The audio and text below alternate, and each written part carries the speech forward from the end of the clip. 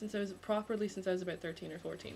Me and Tennessee Williams have that in common. I always liked that quote about, I discovered writing and it was my cave and my savior from humanity, basically, or something along those lines, because I always feel like when you're 14 you have no friends. That is why you write, I have been writing since I could hold a pencil in my hand, probably. I used to write stories when I was a kid, horrible stories about girls with names like Africa and Asia and Europe, and they were all friends. It was really bizarre. But I have been writing for a very long time. I love it. I started writing probably when I realized I was a film buff and I wanted to write screenplays. But only recently have I considered it seriously, wanting to do it as a profession, and that's why I started at Kingston. The first poem I remember writing was when I was 12, and it was quite embarrassing, but kind of stopped after high school, and I started back up about 5 years ago.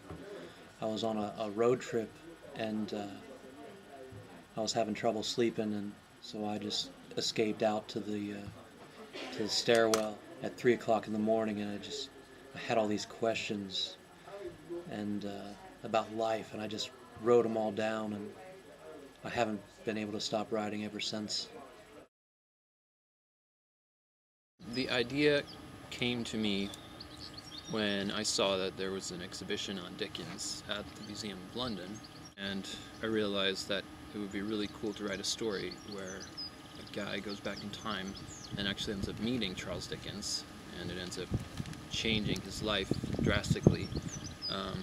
And then the moment in time theme came up, and I had to change the idea that I had for a longer story into a shorter piece. It's cool because that theme really fit what I had intended. I was out walking. I was home for Christmas, and we went on a family walk, and we were out, and I came across this family, and there was the dad and the girl were walking up front. She was like one of those really cheerful, cute little girls with like the pigtails, and she was real bubbly. And then behind them there was this like, I guess 13 or 14-year-old boy, and he had his hand on the back of this massive, massive Labrador, and he just looked so sad, so absolutely devastatingly sad. And I just sort of started thinking about, why would a kid be this sad like 2 days before Christmas? What's the story? And then sort of it came out of that. I first started writing this sequence of poems when I woke up in the middle of the night and just had to get something out on paper. No.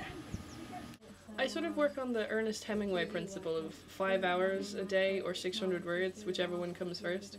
But by and large, I never make it to the 5-hour mark. I sort of hit the 600 words before that.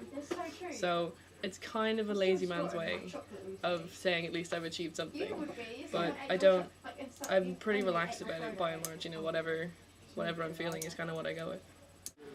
I find that my best ideas come in the middle of the night, and so I have to wake up and write it down on a post-it note and wake up in the morning and then try and figure out what the hell I was thinking.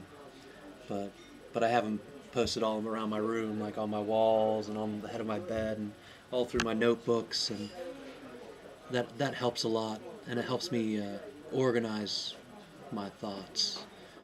No. For me, writing is very personal and organic, and I think if I was rigid with it, then I would lose my creativity. So whenever I'm feeling inspired, that's when I write.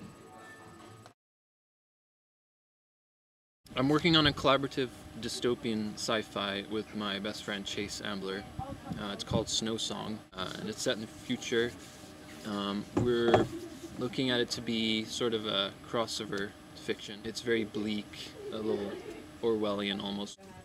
Well, I used to write a lot of fantasy, and then the older I got, the less I enjoyed writing that. And so now it's pretty much predominantly sci-fi, like dystopian future and that kind of thing. Because I have tried writing realism, but I generally just get bored around the 4th chapter and kind of go, where's the dragons? Where's the anything exciting that happens? So yeah, I'm predominantly a nerd writer. Some advice I have been given about writing is to write. Because you can think about it in your head all day long, you can plot, you can plan, but if you don't actually sit down and write it, then you never will, and it's just an idea. So write. No, the best thing that ever happened to my writing career was when we were kids. My sister wrote a lot, and I used to copy her stories and make them better, when you're 11. So in many ways I have her to thank for my writing career. And she's probably given me the most helpful advice, which is just don't give up. No matter how badly you think you are at it, you will get better, so just kind of keep going anyway. Cologne.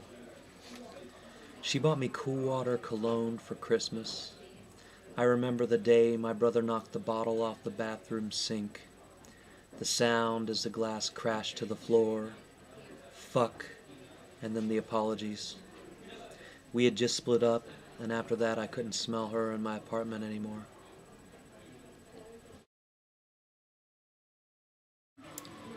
Life. Sometimes I think to myself, that's the kind of life I want.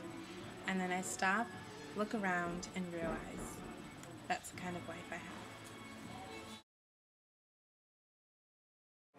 Shoppers with multitudes of shiny Christmas bags rushed past the bookstore.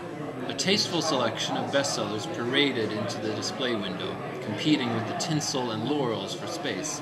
A passerby stared at my attire. I stepped inside and shuddered as my body adjusted to the warmth. Freddie didn't even notice me when I did my usual subversive round of the shop. No one else browsed the D fiction section, and I knew it was time. In the very center of the shelf, I found The Collected Charles Dickens. A great tome, but I knew where to open it. Oh, Mr. Clapham! I want to stand in the middle of a rainstorm. I want to be there in the thunder and lightning so I can open my mouth and scream. I want to feel the wind trying to sweep me away, the rain lashing at my face, the light searing my eyes, but I can't. I'm not supposed to go out after dark, and we don't get storms in Ireland. Not real storms, where no one can hear you screaming.